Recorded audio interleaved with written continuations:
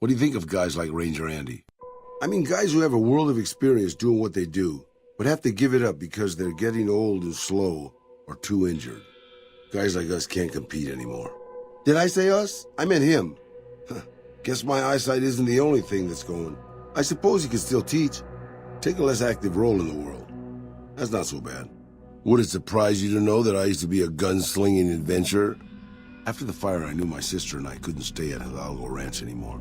The refugees still wanted me dead. They even put a bounty on me. I remember how scared Rafaela was. I told her if she came with me, we'd see the vaqueros. She used to love the rodeo, especially the trick riders.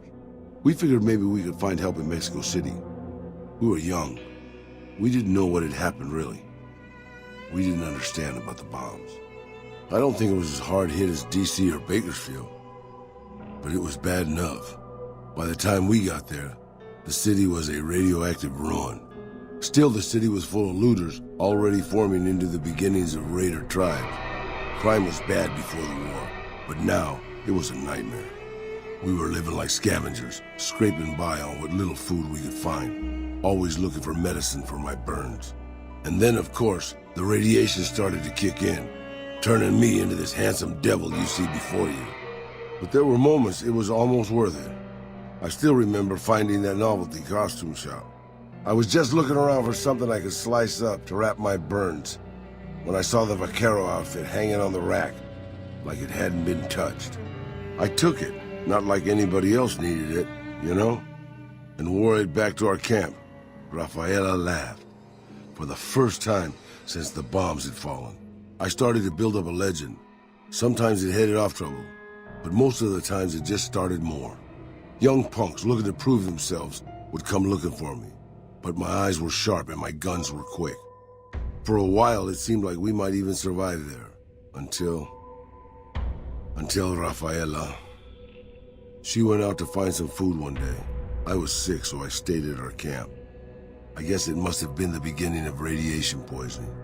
Anyway, it was supposed to be safe, but some raiders happened to pass through where she was scavenging. I won't speak of what they did to her.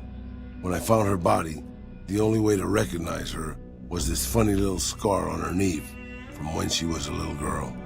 Terrible doesn't begin to cover it, boss. I let my whole family down. First the ranch, now Rafaela. I was the last Tejada. I guess maybe I went a little crazy then. I took my guns and went back to that market. I didn't have many bullets, but I had enough. After the raiders were dead, I salvaged what I could from the store. I was tired. I just wanted to be alone forever. I left Mexico City behind. I made my way out to the Gulf Coast.